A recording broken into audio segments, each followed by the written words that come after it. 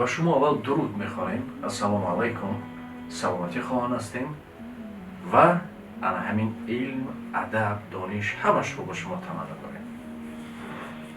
امروز برنامه اصلا سرچشمش چگونه بود؟ ما در شبکه اینترنت نوشتیم که برای 500,000 مردم بود. علم افضلتر است علم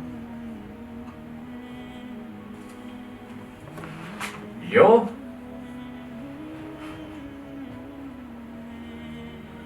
دین. گفتیم که علم افضلتر است یا دین.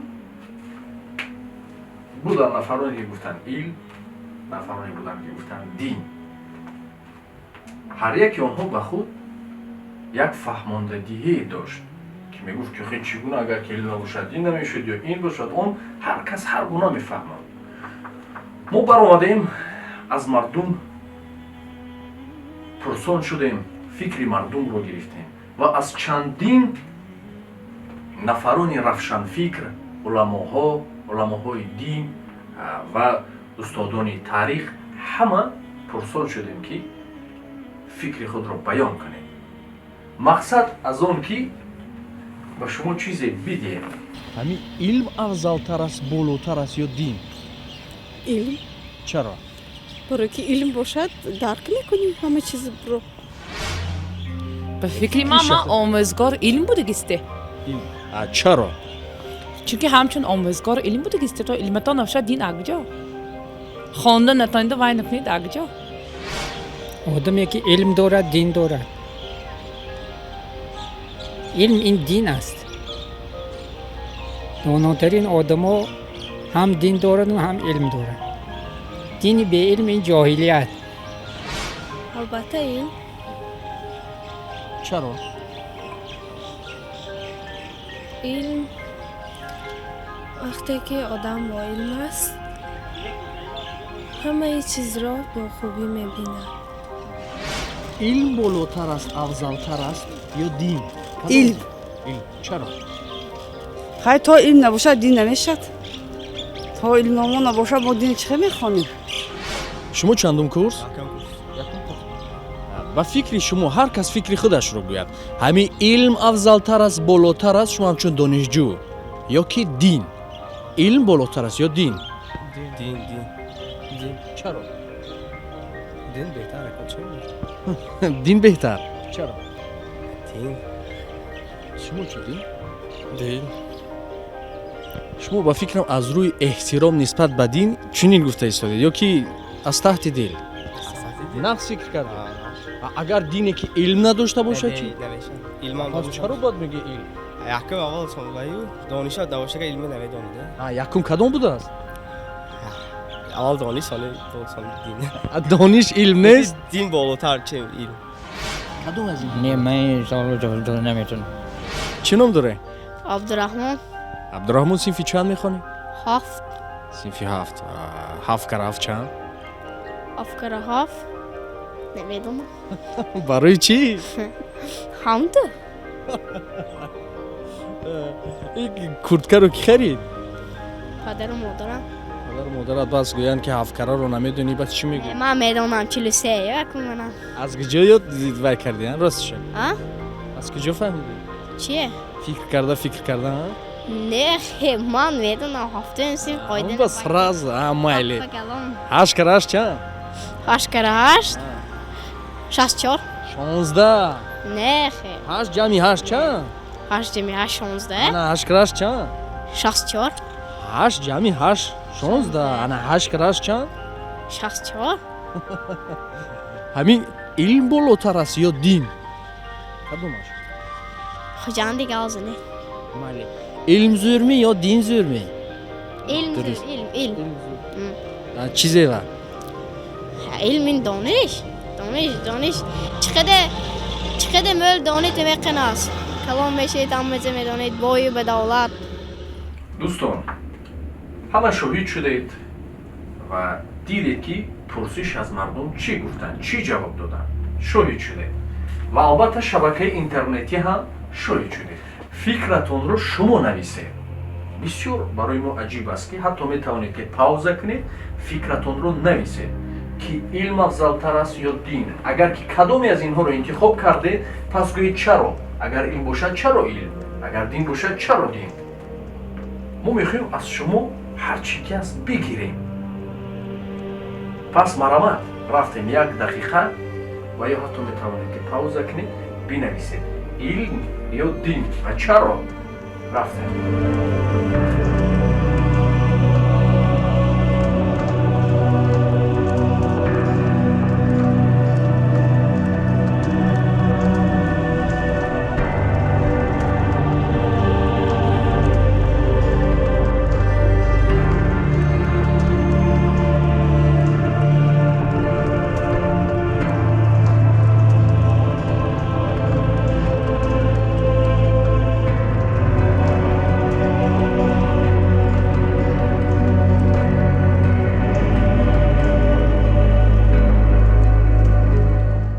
اصلا مفهوم علم مفهوم دین بسیار وسیع است، اما من گمان میکنم که غرض این سوال این است که آیا مادیات بالاتر است یا معنویات؟ زیرا که این جای شک شبهه نیست که علم برای به دست آوردن مادیات کمک میرساند به انسانیت، در صورتی که دین مقصد نهایی و اساسیش همین معنویات انسان است. از همین خاطر هیچ جای شک شبهه نیست، همیشه معنویات از مادیات بالا میست. زیرا که اگر معنویات نباشه فقط فکر مادیات کنیم، در اون صورت انسانیت به یک پرتگاه میافتد، عاقبتش گمراهی و نیست نابود شدن ضلالت است. واقعا شاید ایراد بگیرن دعوا کنن که علم معنویات دارد کو، همیشه گفت بسیار است که مثلا تئاتر داره، کینو هستی، مثلا که مجموعی آثار ادیبا و بزرگا هستی که ادبیات جهانی را تشکیل میکنن. اما ببینیم آیا همینا به خود معنویات انسان کامل کرده میتونن؟ هرگز نه. اگر هم یک تاریخ انسانیت در نظر باندازیم، اما گرمانیا در زمان فاشیستی، در زمان هیتلر، مگر علم نداشت؟ مگر تئاتر اینو نداشت؟ و مگر کتابو نداشت؟ همون مردمی که در همون زمان زندگی میکردن عقیدهش و عقیده نازی و ناتسیستی بود، کتابای روی میزیش و مگر همین فلسفه فریدریش نیتشه نبود؟ اینا در اصل بیتیه گوزی اگر این مردم ما را سؤال کنن، اکثریت شاید فریدریش نیتشه را نشناسن، لیکن اونا کتاب بسیلر شد بود، کتاب روی میزیشون بود. حتی استاتیستیک همین را معین میکنه که همین با تئاتر و کینو مایل کردن رفتن مردم از امریکا دیده، حتی در گرمانیا در هم دوره هیتلر بیشتر و زیادتر بود. اما این معنویات چون معین کردن نتونست کو، سببی قتل و کشتار میلیون ها آدم، 10 میلیون آدم اگر نشیدن همینو. همین ترحم، انصاف، وجدان وقت پیدا می شود که انسان با سزای عمل باور داره به روزی که حساب و کتاب کرده می شود. اگر همین چیزا که نباشه، فقط این مادیات دنیا باشه، برای خوشگذرانی دنیا از هیچ جنایت آدم سر نمی‌کنه. شاید دلیل هم بیارن اینو، وقتی که گپ میزنی که علم بالاتر از دین، در حال انکویزیسیون را مثال میارن. انکویزیسیون اینقدر آدم‌ها را نیست نابود کرد، عالم‌ها را در اروپا سوزاندن، بکشتن، در صورتی که دانسته یا نادانسته مباد فراموشی میسپارن که همین دین نصرانی در صورت چنگ به انکویزیسیون است که اسباب استفاده زمامداری هم دوری خودش گشتند. آیا حضرت عیسی علیه السلام نمیگفت که اگر از رخساره چپ چپالاق بزنن رخساره راست بوده؟ مگر همین تعلیمات دین نصرانی خودش نبود؟ در شکل کوتاه یعنی که گفتی شما دین از علم افضلتر است، بالاتر است. اگر اینجا سوال پیدا شد، نگاه کنید حضرت، اگر سوال پیدا شد که شما از کجا فهمیدید؟ چی به شما کمک کرد؟ چه خیلی فهمیدید که دین افضلتر است از علم؟ علم به شما کمک نکرد؟ من معلومات تئوری دارم. نه یعنی همین علم به شما کمک نکرد تا که دین شناسید؟ علم واقعا یک وسیله دانستن میشود، بله، یک محک میشود برای دانستن حق یا ناحق بودن. اما علم بخودی هیچ وقت انسان را راه هدایت نمیرسونه. همین شعار نظمی هست که حضرت مولوی بزرگوار مولوی جلال‌الدین رومی گفته است: جامه‌های زرکشی را بافتن، درها از قعر دریا یافتن، خردکاری های علم فلسفه یا نجوم و علم طب فلسفه که تعلق با همین دنیاستش ره به هفتم آسمان بر نیستش. من حیات از زندگی را فقط از همین مجموع بودیات خشکگذرانی ها نمیدونم. من حیات زندگی را از این میدونم که بنده واقعا بندگی خدا را کنه و بعدا اوکی درجه و منزلت انسان بسیار بلنده. علم بله، علم واقعا برای سبک کردن زندگی است، امکانت میده که راه حق پیدا کنی بله، اما واقعیت حقیقتی دین شده نمیتونه. اگر به شرط با دین آشنایی نداشته باشی هیچ علم به فایده و منفعت نیست. ولی که اگر علم همین صرف همچه علم قبول کنیم و بگیریم، دیانت از علم دور کنیم، این علم سبب کمبودی های زیاد میشود. مگر همین علم بله فایده و منفعت زیاد آورده است اما زیان و ضررش کم است. بمب اتمی را عالما نساختن. و کسی که علم داره و اگر معنویات نداره او بسیار خطرناک میشود. تیغ دادن در کف وحشی مست به که آید علم نوکس آباده است. به نظرم علم باشد در کار. اگر دین با باوری و اعتقاد باشد دین اضافه تر. کدام مسئله را اینش نمیدونم. نه ما به همه علم باشد در کار. علم برای چی؟ دین علم سر نمیشه. لبای دین علم سر نمیشه. نمیدونم با این خاطر خواستم فکری مردم هم. به فکر ما کرد شاید چیزی معینه مقدسه فهمیدین ستیمی پس سپورت کردن نمیشه برای که علم هم دینم علم سر میشه. Да шумут хашмпат расан шенедала басан Мерседе Франк Девлина Торрес? نفهمیدم. Да шенедала басан? Нет, я не поняла. Как вы сказали? شما روسی گپ زدید من فرانسوزی گپ زدم. شما چه فکر دارید؟ دین افضل‌تر است یا علم؟ میگم من البته اول دینم پیش میگذارم برای اون که کدی که علمش نیست درباره دین گپ زندگی را قبول میکند. دین این دل موی پاک میکند. دین موی روح رشد میبرد. الله میگوید که الله کتابش خوندن فقط برای ما دوزی یاد نمیده، دروغ یاد نمیده، آدمکشی یاد نمیده، فقط برای ما راه راست یاد میده. راه راست برام میگه. البته من فکر میکنم که اول دین بعد علم. اکنون نگاه کنید. دینی که علم نداشته باشه یعنی که دینی به علم چگونه؟ با مانند علمی به عمل و زنبور به اصل پس چرا نباشد علم عقب مانده؟ برای اون که من علم عقب موندم وقتی که محمد پیغمبر صلی الله علیه و سلم 40 ساله شدن دانششون نبود دین قبول کرده بودن. فکری من گوید حدش برابر اگر واکن دیگر تا علم نباشد انا همون دین آموختن نمیتوند. بسیاری انا همون واهایی که آیاتایی که آمده است علم نداشته باشه و چه می آموزه. با بعدی رفتن ما هر دوتون جنگ نکنید چون که اینها دین بحث نشه. از علم و دین آگاهیم ما باید مراسم کنیم ما جنجال نمیگیم ما از دین هم آگاهیم از علم هم آگاهیم. با شما برای کار تشکر. علم چرا؟ علم نباشد اگر دین فهمیدید نمیتونه دونه. این فکر شخصی شما. شخصی من. شما چی؟ طوری من می آدم دستگیری میکنم. تا علم نباشد دین نمیشناسد. دین به گفته شده که علم آموزتان گفته کن همونطور حساب کنی علم و دین و دین بلندتر ده. دین چرا دین؟ خیر دین بهتر ده. بهتر. چراش نمیدونه؟ چراش هم میدانم و شما اثبات کده نمیدانم. به فکر من هر دوش هر دوش مقدس است برای ما مهم است اما کدومش افضل‌تر است؟ نمیدونم. همه وقت علم افضل است. در همه حالت، در همه ساعت، در همه وقتها، در تمام ادیان، در همه ملت‌ها، در همه تمدن‌ها علم انسان را روشنایی می‌بخشد و راهنمایی می‌دهد. برای همین حتی رسول خدا میگن العلم افضل من العبادت. حتی علم از عبادت افضل است. اون چیزی را که من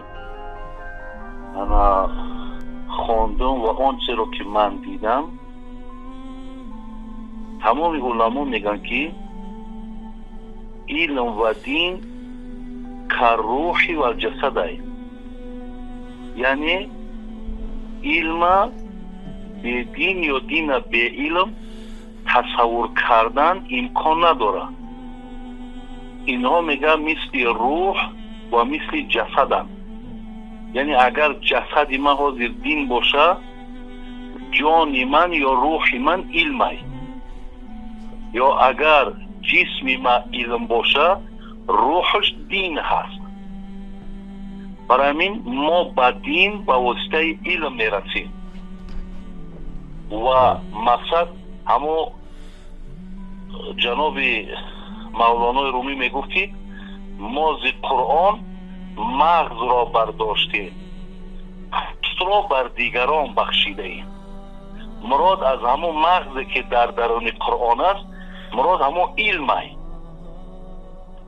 و اگر بود ما مقصد با علم با خدا را شناختنش، با پیامبر شناختنش، با دین شناختنش، مقصد همین با علم می شود. برای همین نظر من یا دیدگی و خواندگی من همین است که اینها مثل انمو روح و مثل جسد هست. یعنی هیچ وقت نمی شود تصور کنی که یکیش از یکیش پیش بگذاری. برای همین هر دی اینها یک چیز هست، مثل که کلمه ایمان و مثل کلمه مؤمن و مسلمان. همین مؤمن و مسلمان هر دوش یک چیز هست. میگم مثل پشت و مثل شکم. همین پشت به شکم تصور کردن امکان نداره. همین دین و علم هم هر دوش میکل است. فهمه بهترین. یعنی که از این معلوم می شود که هر دوش اینها را نمی شود که من یکیشم مقدم یک تاش بگذارم. زیرا که اولین سوره هم که در قرآن آمد به پیامبر این سوره همو علق بود، اقرا بود، بخوان. اگر در علمهای مثال در دینهای پیشینه شناختن خدا آمده باشد، در دین مثال خودمان یا با قرآن خودمان اول ما را به علم دعوت کردن. برای همین یعنی بین که دین به علم نمیشه تصور کرده. برای هر دی اینا مثل مؤمن و مسلمان، مثل همون شکم و پوست، یا مثل روح و مثل جسد هست. هر دی اینا یک چیز هم. تشکر. سلامت باشید و خدا نیستان کنم. رحمت. خدا نگهدار. علم افضلتر است، بالاتر است یا دین؟ مرحمت. البته علم، زیرا دینی به علم هیچی نیست. دین به علم نمیتواند وجود داشتن. اصلی اساس دین اثبات وجود خدا و اگر پرستش خدا باشد. پس علم چی است؟ مولانا میگه که جان جمله علم ها این است، این تو بدانی من کیم دریافت میدین. یعنی علم وقتی که شما در علم هستید، به علم مشغول میشید، شما حتما با آفریدگار همین در نتیجه جستجو و کاوش و پژوهش شما آفریدگار خداوند رب خدا پیدا میکنید. لیکن بس شد امروز در دنیا ببینید دین‌های مختلف است و دین‌ها با هم دیگر جنگ هم دارند، اما علم هیچگاه علم با علم، دو آدم عالم، دو عالم واقعی وقت با هم دیگر نمیستیزند. چون علم یک هدف دارد. باری دیگه میگم علم آخرش رفته و آفریدگار میرسد، به وجود آفریدگار شمار برده میرساند. و فکر من باشد البته علم است. وقتی که ما اگر از خودشون برخوردار شیم از دین، باید علم خدید به حضور دین شویم. نه البته این دین این مثال دین انتخاب کردن این اولش خواست خدا. وقتی خدا مثال ما را میآفرد در قلب ما جا میکند، این مثال به همون ملت، به همون مثال جای مکان، مثال که در همون دین کدام پیروی کدام دین باشیم. هر علم آخرش به خدا شناسی میبرد. ما اول همین گفتم، علم با واسطه علم ما خدا میشناسیم. هر خیل عقیده وجود دارد. نه فقط عقیده شما لازم. راستی که من در اینجا عقیده خودم البته دین از علم بالا است. زیرا دین هم خودش یک یک علم است. پس اگر علم باشه چرا علمه؟ همون هم یک چیز میگم، یک علم است. پس کدومش؟ دین یا علم؟ علم یا دین؟ علم رو گفتم. ایل بله چند لحظه پیش دین گفته دو چون که اکنون دین به چند معنا میباید چه خیلی که از وای میگیرن دین میگویند دینداران میگن کدام دین نو وابسته است کدام دین بودنش البته علم چون که در داخل هر دو من خیلی پیچ و تاب دارد علم بسیار خوب به فکر من نیست علم افضل‌تره برای اینکه اگر علم نباشد مثلا دین اسلام رو میگیریم علم نباشد کتاب قرآن رو خوانده نمیشه علم دانستن در کار مثال عربی خوانده دانستن در کار در سر یگان فهمش بوده نشه کار به فکر من علم افضل‌تره دینی به علم تاریکی است به فکر من علم برای چه نکن از علم همه هر چیز یاد میگیرد از دین نمیگیرد از دین هم میگیرد از دین هم میگیرد تشکر علمتان نباشد دینم نتانم نیست هر دوش به فکرم یک چه انتخاب کنی علم یا دین کدومی از اینها افضل‌تر است افضل‌تر علم ندانید دینم نمیدانید به فکرم هر دوش گفتاسیم کن آخه نباشه کدومش یک کن علم برای من دین بهتر است به فکر من علم افضل تر است برای چی وقتی که علم باشد ترقیات به آدم دیگر می شود شورناکی انسان دیگر می شود به فکرم با دین نمی شود خیلی با دین هم می شود به فکرم با ما دین برای چی برای که ما دین اولی پیش بدارم شما چی دین یا علم بالاتر است دین برای چی برای من یکدیگر فهمی ملت برای یکدیگر فهمی علم با یکدیگر فهمی نمیبره همش یکون یگو برای اینکه می بود دین و احسان علم دانش یکم درجه باید یا دین کدامش علم اکو برای اون که مثلا اگر ما علم داشته باشیم اگر دین هم آموخته میتونیم مثلا اگر علم ما بقوت باشه علم می آموزانیم مثلا دین هم می آموزانیم اگر علم ما نباشد دین هم مثلا خوانده یا اجرا کرده نمیتونیم آیا دین افضل است یا علم؟ اگر مقصد از دین در این سوال دین اسلام باشد این خود علم است و هر علمی که به منفعت انسان است این خود دین است. وقتی که ما به مصدر اساسی دین اسلام رو می آریم اولین کلمه‌ای که به پیامبر صلی الله علیه و سلم از بین 77934 کلمه نازل شد این کلمه اقرأ بود یعنی بخوان. مصدر اساسی دین اسلام ما را به تعلیم علم راهنمایی میکند و وقتی که علم میگیریم حقیقت و ماهیت دین را می آموزیم. این دو از همدیگر جدا نشوندند. انسان همچنانی که به آب و به هوا نیاز دارد به این دو نیاز دارد. ببینید که چقدر جوابهای زیبا شنیده. مثلا از جانب مردم، از جانب متخصصان، از جانب روشنفکران هر یکی آنها با دلیل گپ زدند. چقدر زیبا. در آخر ما به خلاصه آمدیم که این هر دو بسیار یک چیزی مقدس است چون استادها گفتند بسیار یک چیزی مقدس هستند که وقتی که از پسی علم میروید جستجو میکنید میبینید که شما رو با یک دلیل سر به سر میزنند که در حقیقت درست از پسی دین هم میروید که چونین یعنی هر دوش دلیل های بسیار بزرگ دارند و آن از این سبب بهترین نعمت پروردگار برای ما عقل داده است. ما برای شما روشنفکران رو بیانشان رو پیشنهاد کردیم و دوامش از خود شما است از عقل شما است از علم شما است. شاید اینش رو قبول داره شاید این شاید هر دوش رو اما این و شما بود یک علمی بود که یک سوالی بود که بسیار عجیب بود و هر روشنفکری که استادی که یا متخصصی که ما سوال میکردیم یک لحظه فکر میکردم عجیب میگفتم باری اول یک عجیب بود. خلاصی گپ خدا نگهبان شما رو دوست میداریم. بچه خاطر ما اینجا تخته ماندیم دوست که میگوید ما در اصل دیگر برنامه کردنی بودیم یک برنامه بسیار جالب بود تو که اینجا فکت و دلیل ها ما باید کشیده نشان میدادیم اما هنوز آماده نبودیم از این سبب تخته بود بعد دیگه که برای 2 حرف تخته مانده وای کرده. خلاص چونین خدا نگهبانی شما خود رو احتیاط کنید